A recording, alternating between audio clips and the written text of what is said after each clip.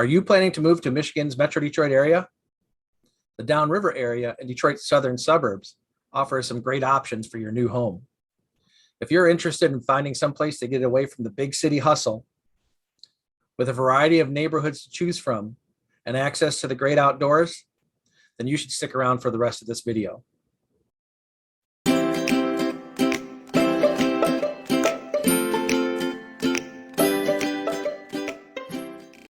Hi, I'm Mike Padlo, Realtor in the Metro Detroit and Downriver Michigan areas, and welcome back to Detroit Area Homes. In this video, I'll be taking you on a tour of Brownstown Township homes and neighborhoods. Although there's just way too much to include in one video and keep it at a reasonable length, I'll do my best to give you enough highlights so that you'll know what's available. We'll touch on the schools in the area and some other areas of interest as well, and I'll throw in a few favorite restaurants too. So let's get started. Brownstown is located in Detroit's southern suburbs in an area referred to as Downriver. Population is about 33,000, and it was first established in 1827 when it looked like this. Over time, as cities became incorporated in Brownstown Township and took with them some of the land, eventually in 1965, we arrived at what Brownstown looks like now, which is these three separate distinct sections. Most of the development that has occurred in Brownstown over the years has been in the last 40 or 50 years. So relatively speaking, it's a fairly young community. Looking at a zoning map of Brownstown, it doesn't take long to realize it's primarily residential, with the exception of some business and commercial property in the northern section of Brownstown and the northeast section. The rest of it is basically a smorgasbord of residential options. There are all kinds of residential properties available in Brownstown. We've got older subs with homes in the 1,000 to 1,500 square foot range. We've got newer subs with bigger homes in the 1,500 up to around 3,000 square foot. We got apartments, we got condos, we got mobile home communities, and we got manufactured homes. We've got everything, and all those things are found in all three sections of Brownstown. There's also a wide range of pricing available. You can find small fixer-uppers at $100,000 or under, all the way up to really nice newer homes up to around $600,000. So you've got quite a variety of construction and locations and price range. So with all that being said, let's start taking a look at some of these homes that are available. We'll start out in the north section of Brownstown. Our first stop in North Brownstown will be a subdivision called Kensington Estates. These homes were built in the last 10 to 20 years. They range in size from 1,700 square feet to 3,600 square feet. And in the last year have sold somewhere between $360,000 to $475,000.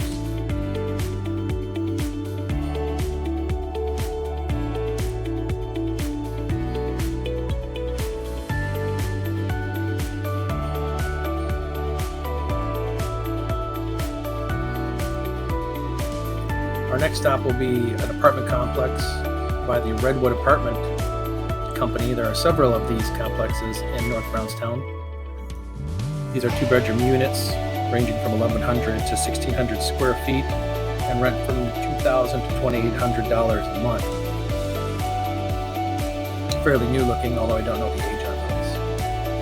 This next segment will be a drive down Inkster Road, highlighting some of the more kind of rural looking properties with larger, deeper lots, more space on the parcel. A variety of constructions and ages on these.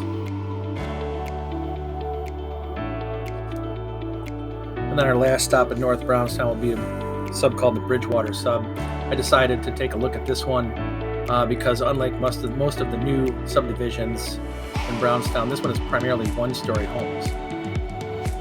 Same price points and sizes as Kensington, about $360,000 to $475,000.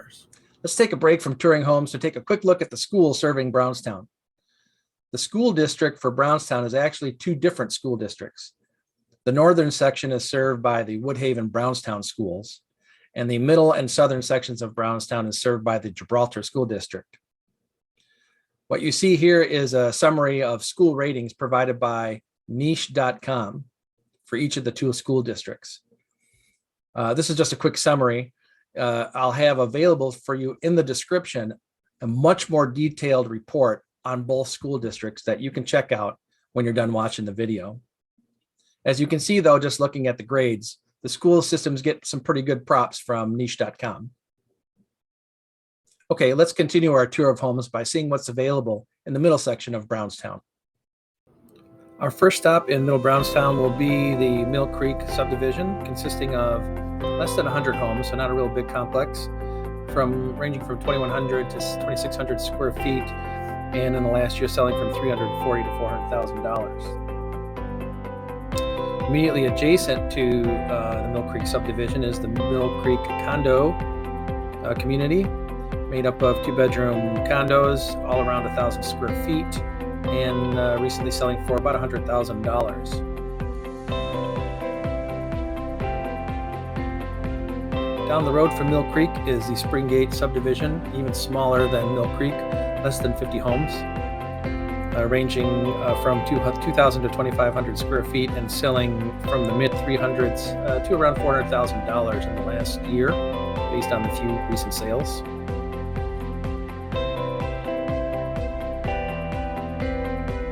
This is what I call the Hunter neighborhood. It's a large neighborhood of homes, various construction, but mostly ranch 2-story, near the Hunter School, elementary school.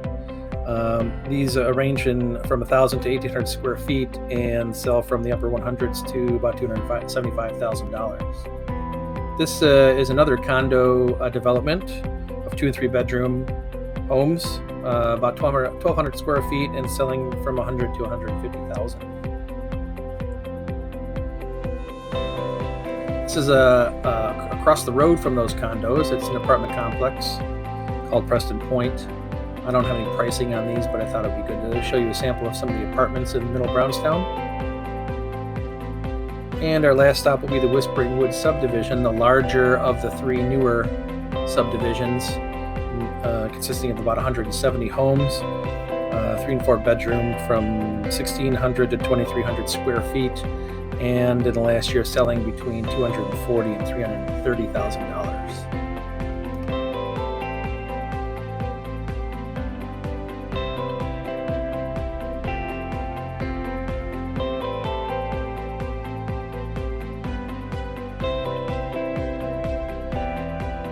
Now let's take a few moments to talk about shopping in Brownstown. There actually isn't any well-established significant shopping centers or shopping areas in Brownstown.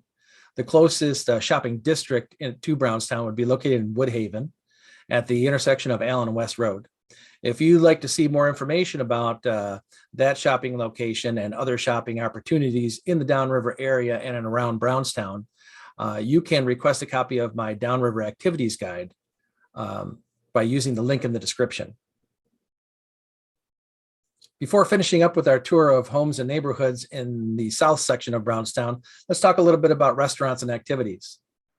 A few of my favorite restaurants located in Brownstown would be these. In the northern section, there's a restaurant called Baldo's, which is a very good Italian restaurant, reasonably priced and excellent food.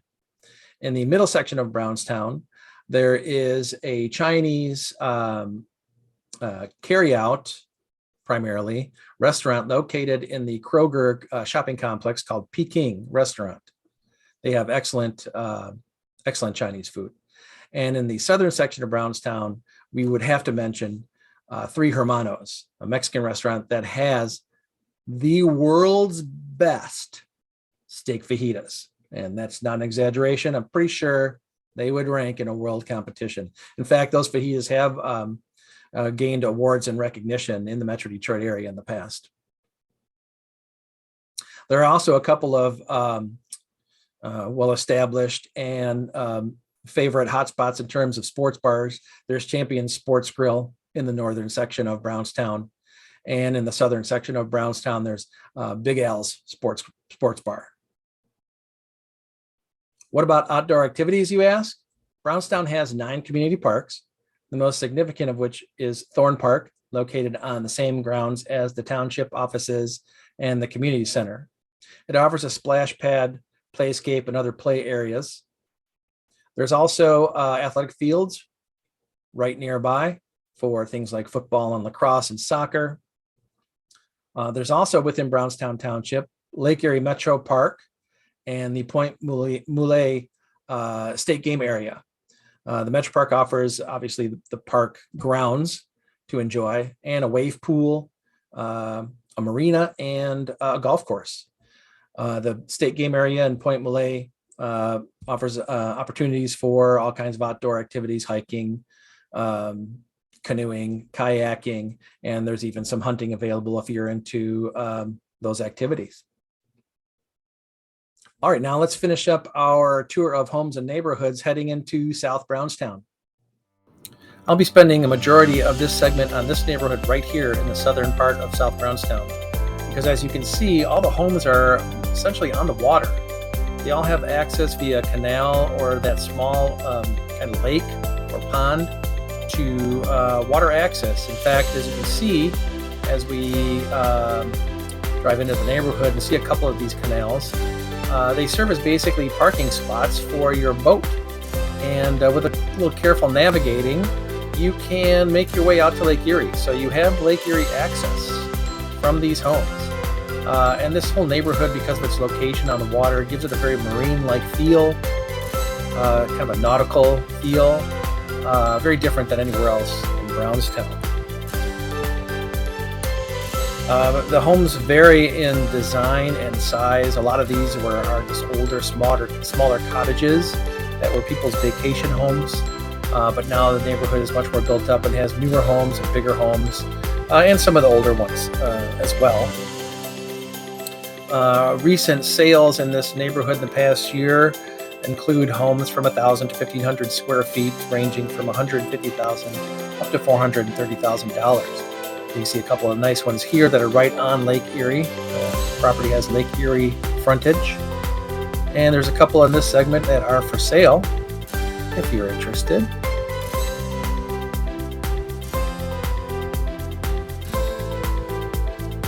Right next to this neighborhood is the Lake Erie Metro Park Marina, so we'll take a quick look at that because, again, that gives this area kind of a unique, adds to the uniqueness for this area.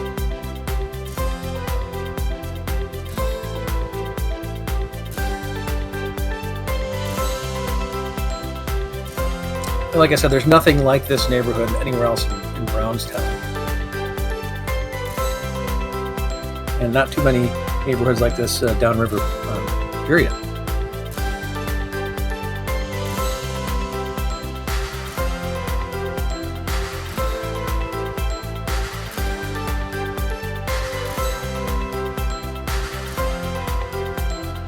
There are around 100 spots, by the way, in that marina. There's a look at the entrance to Lake Erie Metro Park, which we talked about earlier. With any discussion of neighborhoods and homes and quality of life in given locations, the conversation of safety or crime rate always comes up. There's a website called Area Vibes where you can access information about crime rates and other pertinent statistics about communities. This is what it has to say about Brownstown. And actually, when you go on Area Vibes, you can't search Brownstown because they do it by zip code, and Brownstown doesn't have its own post office. So if you use the 3 zip codes I have circled in this report, those would be the zip codes that Brownstown is made up from. And you can see the ratings in terms of crime rates for those zip codes is very high based on the information available on this particular website.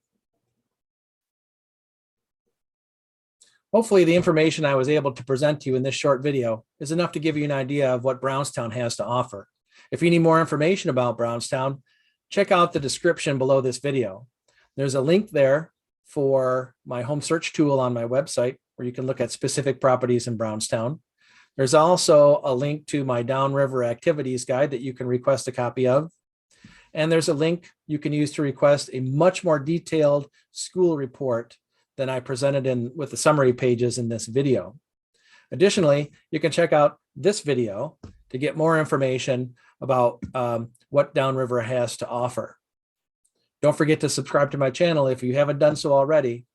And again, thanks for watching.